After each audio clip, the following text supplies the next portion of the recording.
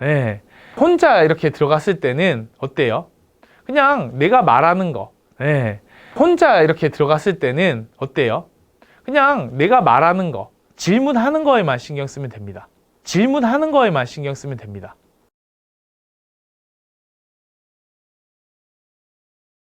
면접에는 이렇게 크게 4가지 부류로 구분을 할 수 있어요. 그래서 먼저 첫 번째, 인성 직무 면접입니다. 인성 직무 면접.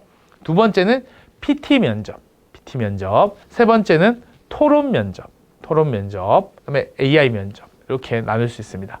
그러면 이런 것들을 여러분들이 어떻게 준비해야 될까라는 것들 저와 함께 같이 살펴볼 텐데요. 먼저 그룹 면접과 개별 면접을 좀 구분해서 생각해 보겠습니다. 그룹 면접은 사실 나와 지원자 여러 명이 같이 들어가는 거고, 면접관들도 거의 대부분은 여러 명입니다.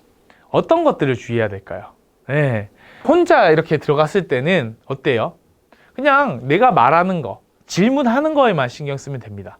하지만 여러 명이 같이 들어갔을 때는 면접관도 내가 생각을 해야 되지만 옆에 같이 들어간 지원자들도 의식해야 돼요.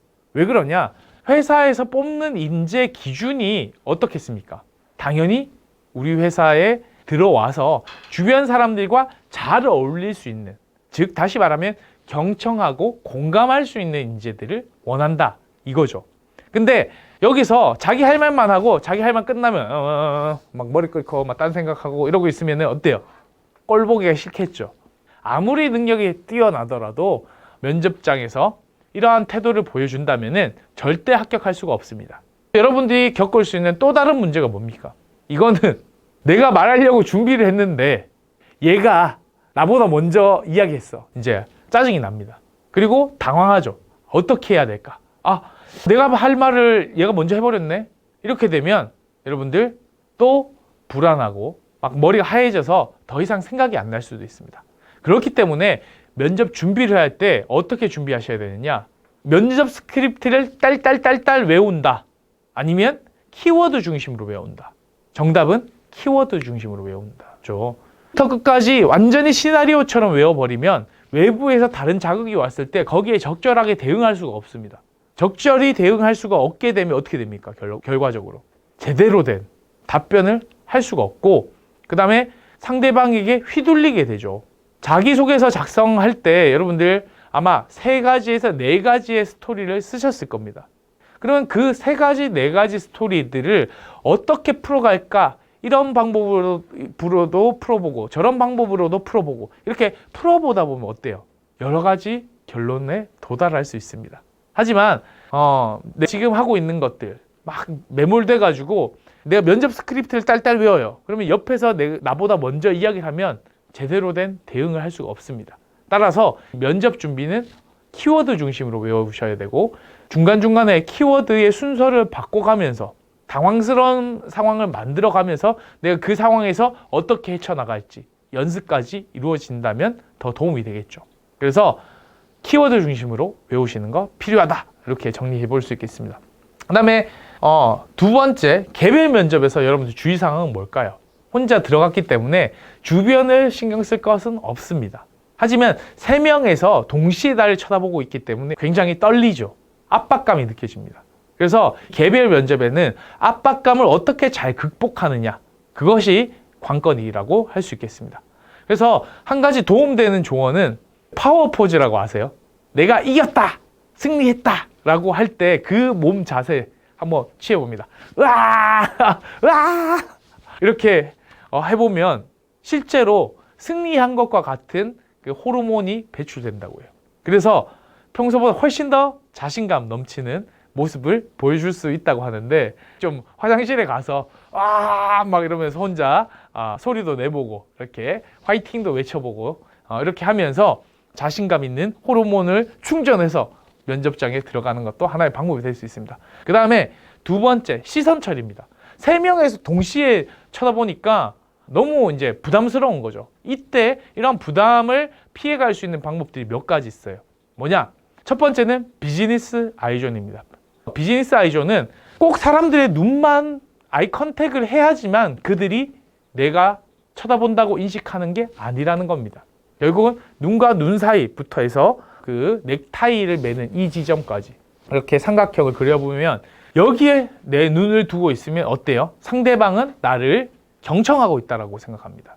그래서 실제로 강의장에서 제가 실험을 해보면 저 턱 한번 보세요 하고 제가 이렇게 돌아다닙니다. 이렇게 돌아다니면 사람들이 날 다 주목하고 있는 것 같은 그런 느낌이 들어요. 그래서 그런 방법을 써보라고 하거든요. 코나 콧등, 그 다음에 인중, 턱 이런 것들을 바라보더라도 나를 바라보고 있구나 라는 생각을 할 수 있습니다. 또 다른 방법은 이 3명이 있습니다. 3명 중에서 누구한테 시선을 가장 많이 둬야 될까요? 나를 가장 주로 평가하거나 평가하는데 지대한 영향을 끼치는 사람한테 잘 보여야 되겠죠. 그렇기 때문에 그 사람과의 아이 컨택을 유지하는 것도 상당히 중요합니다. 그래서 대부분 메인 멤버는 어디에 앉겠습니까? 왼쪽, 오른쪽, 가운데 중에 어딜까요? 바로 가운데죠. 그래서 가운데 있는 사람에게 시선을 가장 많이 주고 이렇게 둘러보더라도 마지막에는 그 가운데 있는 사람에게 시선을 고정하는 것, 이것도 하나의 인상을 좋아 보이게 만들어주는 마법이 될 수 있다는 것. 인성 면접을 잘하기 위해서는 어떻게 해야 되나요? 이력서와 자소서를 정성 들여서 쓰는 것만으로도 해결이 돼요. 하지만 말하는 연습은 따로 해야 되겠죠. 그래서 면접 따로, 그 다음에 이력서 따로, 입사 서류 따로, 이게 아니라 전체 취업 프로세스는 하나로 연결이 돼 있다. 그리고 인성 면접에서 결국은 내가 어떠한 태도가 갖춰져 있는지를 보는 거기 때문에 당연히 말하는 내용도 중요하지만 외형적인 요소들도 중요하다.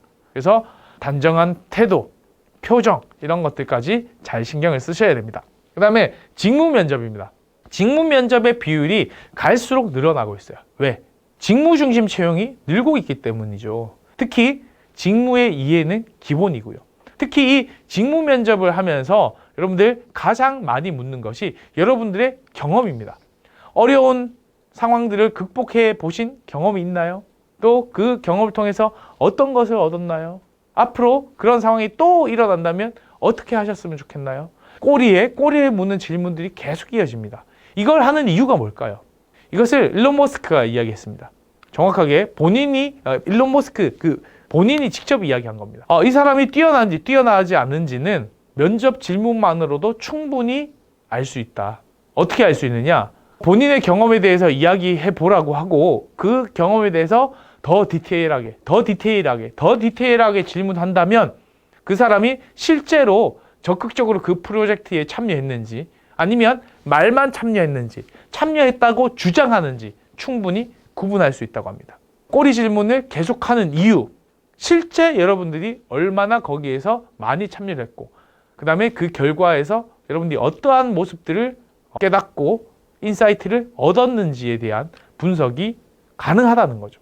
이제 그 PT 면접 한번 보겠습니다.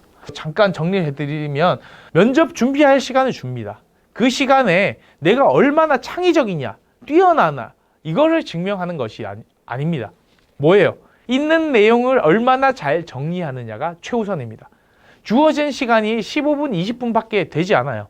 그리고 사전에 이렇게 면접 질문을 주고 준비해오라고 하는 곳이 아니라면 사실 그 시간 안에서 할 수 있는 것은 내용을 잘 정리하는 것, 그 다음에 그것을 통해서 얻을 수 있는 마지막 한두 가지 아이디어나 인사이트 정도가 되겠죠.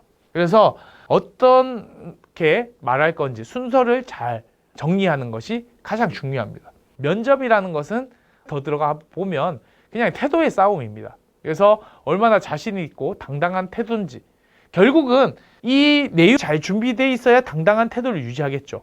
근데 더 좋은 아이디어를 내기 위해서 막 고민하고 끝까지 시간을 써버리면 내가 당당한 태도를 보여줄 수 있을까요?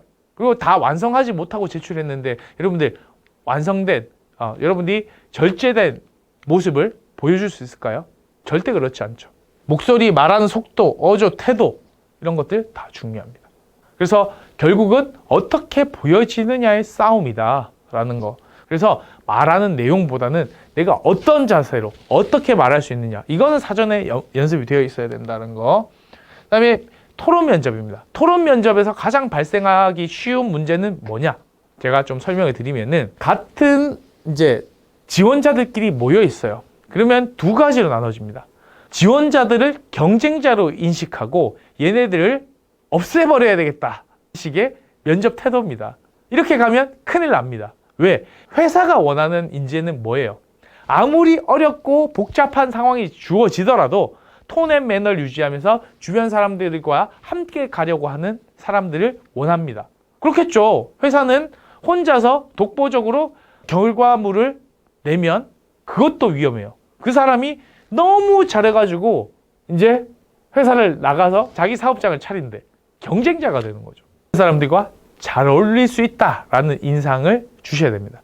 나는 열심히 하려고 노력은 하고 있고 주변 사람들의 말을 경청하고 있고 또 주변 사람들의 이야기를 잘 정리하고 있고 잘 이해하고 있고 거기에 대해서 또 질문하고 또 거기에서 토론하는 그런 자세들을 보여줘야 되겠죠.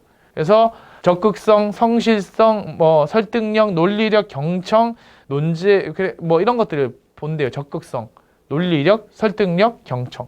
이거 자세죠. 그 다음에 A 면접과 화상 면접 이것을 좀 비교 분석을 할 텐데요. 여러분들이 꼭 알아둬야 될 사이트가 있습니다. AI 역량 검사를 실제로 진행하고 있는 곳에서 운영하고 있는 체험 사이트가 있습니다. 그것이 어디냐? 잡다라는 사이트입니다. 잡다. 그래서 여러분들 잡다 한 번씩 기억해 두시고 한번 꼭 접속해 보세요. 그 다음에 화상 면접입니다.